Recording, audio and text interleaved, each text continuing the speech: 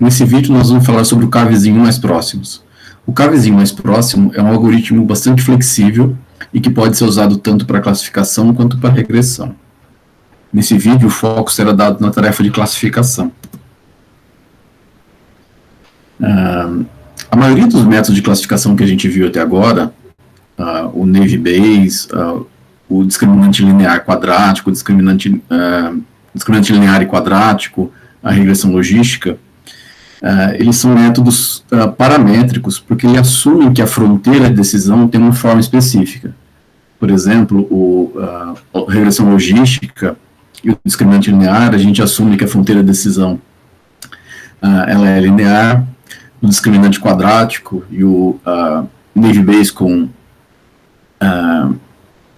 atributos gaussianos, a gente assume que a fronteira de decisão ela é quadrática. Enfim, mas todos eles assumem que essa fronteira de decisão ela tem um formato fixo e o objetivo são encontrar os parâmetros que definem essa fronteira de decisão. No caso dos classificadores lineares, os coeficientes da reta. No caso dos classificadores quadráticos, os parâmetros da curva quadrática que define a fronteira. O algoritmo K-vizinhos mais próximo, que a gente vai ver nesse vídeo, ele não tem uma forma fixa para a fronteira de decisão. A fronteira de decisão ela é flexível e ela se adapta aos dados. O fato dela ser flexível tem vantagens e desvantagens que a gente vai discutir mais para frente. O parâmetro do algoritmo K-vizinhos mais próximo, o parâmetro mais comum, é um parâmetro K que ele controla a influência dos vizinhos, ou quantos vizinhos nós vamos levar em consideração, considerando uma função de distância, o quanto que esses vizinhos influenciam na classificação do novo exemplo. Na sua forma mais simples, o algoritmo K-vizinho mais próximo, ele armazena todos os exemplos de treinamento na memória, e para classificar um novo exemplo, a gente computa a região de vizinhança, os K-vizinhos mais próximos, segundo uma função de distância. Então a gente calcula a distância para aquele novo exemplo, para todos os outros exemplos do conjunto de treinamento, seleciona os K-vizinhos que tem essa menor de distância, e dentre esses K-vizinhos, a gente faz uma contagem de frequência para ver qual que é a classe mais frequente. Então, se eu estou classificando o problema da flor de íris, por exemplo, que a gente tem 3 classes, a íris setosa, a íris versicolor e a íris virginica, e eu quero classificar um novo exemplo, eu vou pegar os valores do comprimento da pétala e da sépola desse novo exemplo, dessa nova flor que eu não sei qual é a classe, vou encontrar os K-vizinhos mais próximos, vamos supor que o K é 5, por exemplo, dentre esses 5 vizinhos eu vou ver qual que é a classe mais frequente, se é a íris versicolor, a íris setosa ou a íris virginica. E a classificação é dada pela classe mais frequente dentre esses K vizinhos. Uma outra variação consiste em usar a proporção de vizinhos dentre esses K vizinhos como um estimador de probabilidade do exemplo pertencer a cada uma das classes. Então, para cada uma das classes, dentre esses K vizinhos, então, para cada uma das classes CI, eu vou estimar a probabilidade do exemplo X pertencer à classe CI, olhando os K vizinhos e fazendo uma contagem, uma média ponderada ali por K, de quantos exemplos eu tenho de cada uma das classes. Em outras palavras, a probabilidade da classe CI é a proporção de exemplos da classe CI naquela vizinhança, naqueles K vizinhos. Considerando essa formulação aqui em termos de probabilidade, para eu criar um classificador, assim como a gente vinha fazendo nos outros casos, eu posso usar o argmax, ou seja, eu vou atribuir a classe como sendo aquela que tem maior probabilidade ou a classe mais frequente dentre os K vizinhos.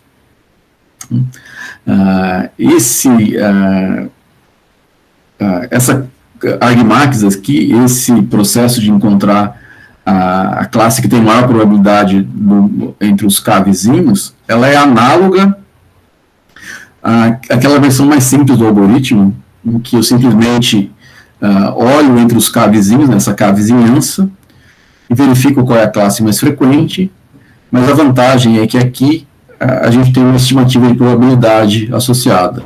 E aí a gente pode usar essa estimativa de probabilidade, por exemplo, para construir a métrica da curva ROC, que é aquela que precisa dessa estimativa numérica para eu poder ordenar os exemplos. Então, um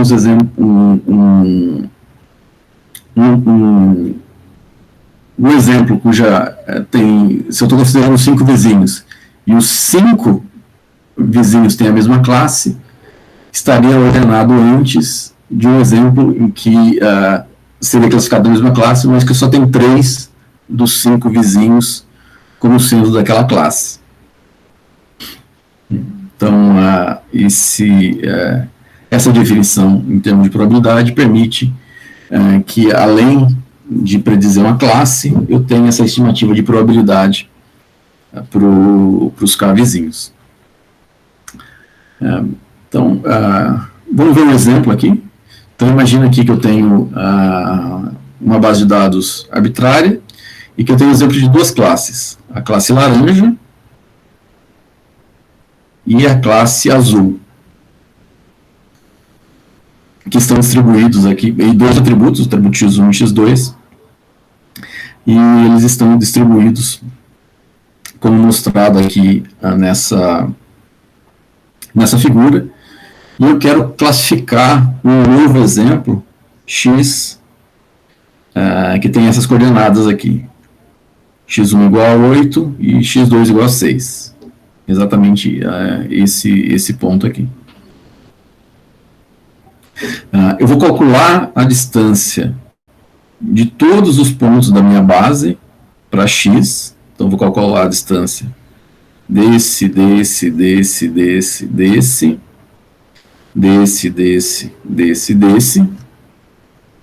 e vou definir como região de vizinhança aqueles que estão aqui, o parâmetro aqui, o k igual a 5.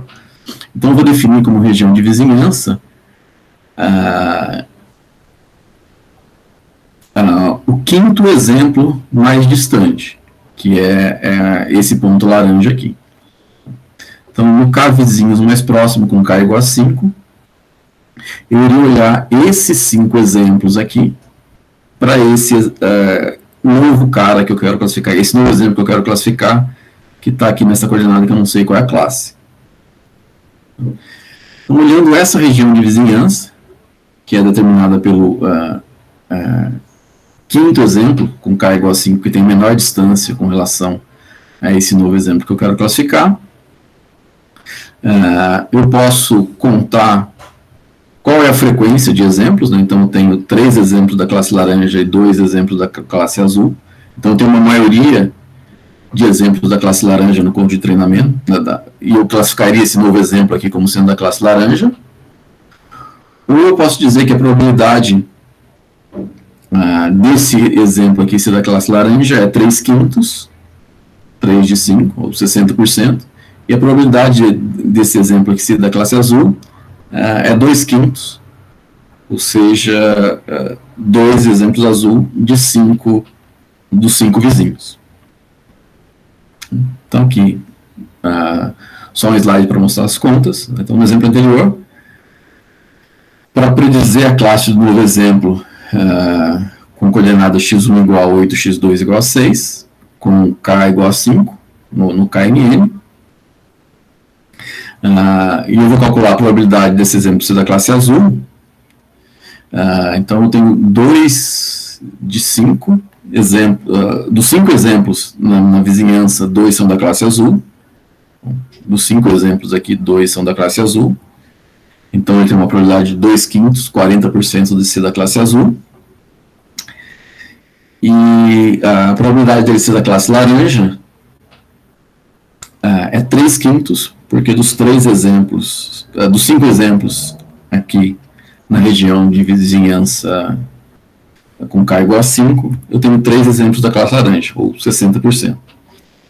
Então, como a probabilidade da classe laranja é maior do que a probabilidade da classe azul, 3/5 para 2/5, 60% para 40%. Esse exemplo aqui, de acordo com essa região de vizinhança, com 5 vizinhos, seria classificado como laranja. Então, como a gente viu aqui no exemplo, o K vizinhos mais próximo é um algoritmo de classificação bem simples. A etapa de treinamento consiste em simplesmente armazenar os dados na memória, e para cada novo exemplo de treinamento, calcular as distâncias desse novo exemplo de treinamento para os exemplos do conjunto de treinamento, delimitar aquela região de vizinhança, e verificar a classe mais frequente ou fazer os cálculos de probabilidade com base naquela K vizinhança. O desempenho do algoritmo ele é dependente da função de distância. Então, se eu estou usando a distância euclidiana, eu vou ter um resultado. Se eu usar alguma outra função de distância, a distância Manhattan, a distância de cosseno, eu vou ter um outro resultado. Então, o algoritmo depende da função de distância utilizada. Como a gente viu no vídeo lá atrás, em que a gente discutiu distâncias, atributos que têm uma dimensionalidade diferente, por exemplo, a idade, que tem uma dimensionalidade de 0 até 100, e renda, que pode ter uma dimensionalidade de 0 até, sei lá, 30 mil, 100 mil, esse atributo renda, que tem uma dimensionalidade maior, ele pode ter uma influência artificial maior na função de distância. Então, para usar o algoritmo KNN, K vizinhos mais próximos, normalmente se faz uma etapa de conversão de dimensionalidade, uma etapa de normalização, em que eu converto todos os atributos por uma mesma escala, por exemplo, entre 0 e 1, ou com média 0 e desvio padrão igual a 1, ou entre menos 1 e 1, enfim, tem algumas possibilidades. E o tempo de predição, ele pode ser bastante grande, principalmente se eu tenho uma base de dados de treino grande, tanto o tempo de predição quanto o consumo de memória, porque eu preciso armazenar todos esses dados na memória. Para reduzir esse tempo de predição, porque para cada novo exemplo eu preciso calcular a distância para todos os outros da base, né? Então, se eu tenho, sei lá, 100 mil exemplos, eu precisaria calcular 100 valores de distância para cada exemplo que eu quero classificar. Para reduzir esse tempo do cálculo dessa função de distância, é possível usar técnicas de indexação. Por exemplo, no sklearn, tem dois algoritmos de indexação, que são as árvores KD-tree e a ball-tree, que o objetivo delas é calcular, construir um índice para a base de dados, para você calcular a função de distância de uma maneira mais rápida. Cada uma delas constrói o índice de uma maneira diferente. Então a gente não vai entrar em detalhes aqui, mas o objetivo delas é reduzir o tempo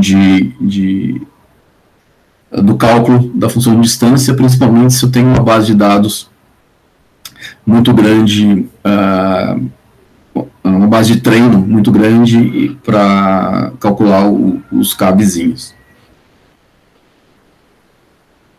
Se a base de dados é pequena, muitas vezes calcular esse índice acaba sendo mais custoso do que classificar todo mundo do conjunto de teste. Então, às vezes, não compensa calcular esse índice.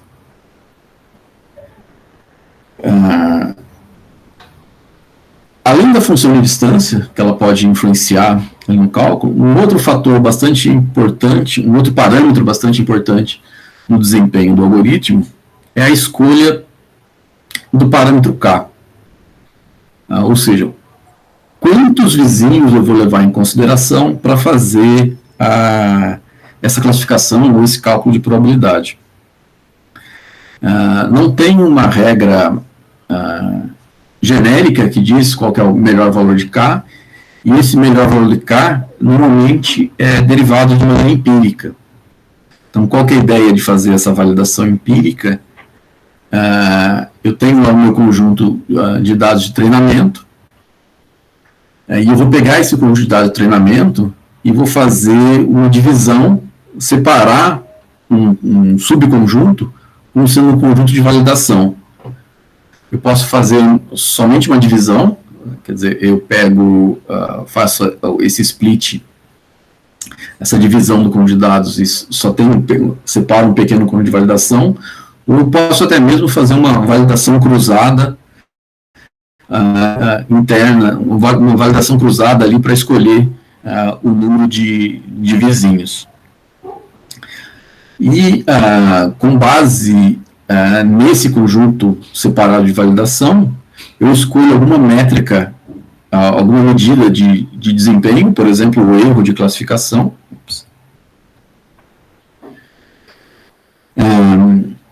E faço um experimento, um teste com vários valores de K. Então, por exemplo, aqui, eu estou fazendo esse teste com o K variando de 1 até 100. Então, eu gero vários modelos com K igual a 1, K igual a 2, K igual a 3, calculo o desempenho do algoritmo nesse conjunto de validação, ou em vários deles, eu estou fazendo uma validação cruzada, e aí eu posso, por exemplo, fazer um gráfico do desempenho desse erro de classificação em função do número de vizinhos, como eu fiz aqui, e olhar para esse gráfico e ver quais valores de K tiveram o menor erro de classificação. Então, isso aqui é um guia, um indicativo de quais valores de K eu deveria escolher. Então, aqui, os melhores valores de K estão nessa faixa aqui, acho que de 16, e 23, 24, 27, sei lá. Os melhores valores de K, tem 3 valores de K aqui que empataram em desempenho aqui em termos de erro de classificação. São esse aqui, esse aqui e esse aqui. Uma outra característica que a gente pode ver nesse gráfico é que à medida que o valor de K vai crescendo, o desempenho do algoritmo tende a ficar próximo com a proporção de simplesmente predizer a classe majoritária. Então, esse aqui, para esse conjunto de dados, corresponde a fazer a predição, o modelo que sempre prediz a classe majoritária, a classe mais frequente no conjunto de dados. E qual que é o racional aqui, o raciocínio por trás de por que ele tende a esse valor, é que à medida que eu vou aumentando a influência desse valor de K, é como se eu estivesse usando quase que toda a base para fazer a predição, e aí é como se eu estivesse simplesmente considerando a frequência dos exemplos que estão lá no meu conjunto de treinamento. É como se eu considerasse a influência de todo o conjunto de treinamento, e aí a frequência dos dados nesse conjunto de treinamento, a frequência de classes desse conjunto de treinamento, seria o equivalente ao K vizinhos para um K bastante grande, né? Então, valores muito grandes de K, valores muito próximos do tamanho da base, tende a ser pouco úteis para essa tarefa de classificação.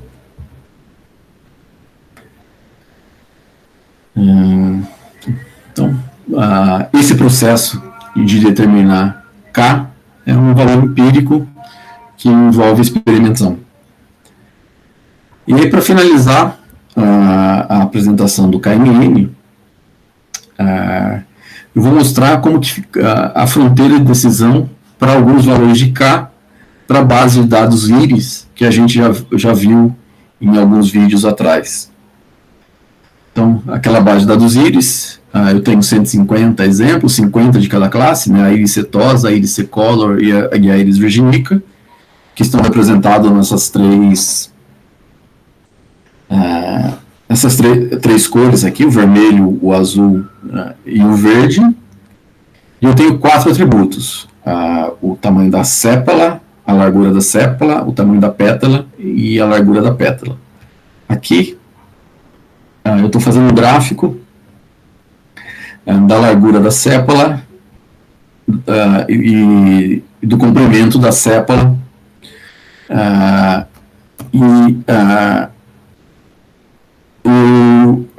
estou usando o algoritmo K vizinhos mais próximo com K igual a 1. Quer dizer, eu estou usando só o vizinho mais próximo para determinar quem é a classe do exemplo de treinamento. E aí, para traçar esse desenho, eu fiz um grid que eu gerei aqui vários pontinhos dentro desse intervalo do CPAL-length e dentro desse outro intervalo para o CPAL-width, e usei essa regra do um vizinho mais próximo para predizer qual é a classe desse exemplo dentro desse grid. Então, como a gente pode ver aqui, a fronteira de decisão para o vizinho mais próximo, ela é bem... não tem um padrão como tem lá no discriminante linear ou na regressão logística. A gente tem aqui uma fronteira bastante maleável, que se...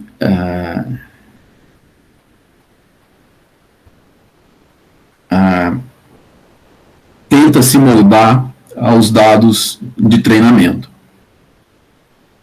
Então a gente tem aqui até umas regiões bem pequenininhas, da classe verde incrustadas na classe azul, a gente tem algumas regiões da classe azul incrustadas na classe verde, e por aí vai. Então por que isso aqui acontece? Porque eu tenho um exemplo da classe azul aqui no meio da classe verde. E aqui eu tenho um outro exemplo na classe verde, no meio da classe azul. Como esse exemplo da classe azul aqui, esse aqui, por exemplo, tem poucos exemplos de outras classes em torno dele, ele acaba tendo uma região grande aqui da classe azul. Aqui é um outro exemplo com K igual a 3, então eu estou usando 3 vizinhos ao invés de 1 para fazer para gerar esse classificador. Então aqui é o 1 vizinho mais próximo e aqui é o 3 vizinhos mais próximos. A fronteira também ela é bem maleável, mas tem alguns pontos azuis aqui que anteriormente geravam essas ilhas que acabam sumindo. Aqui os 5 vizinhos mais próximos.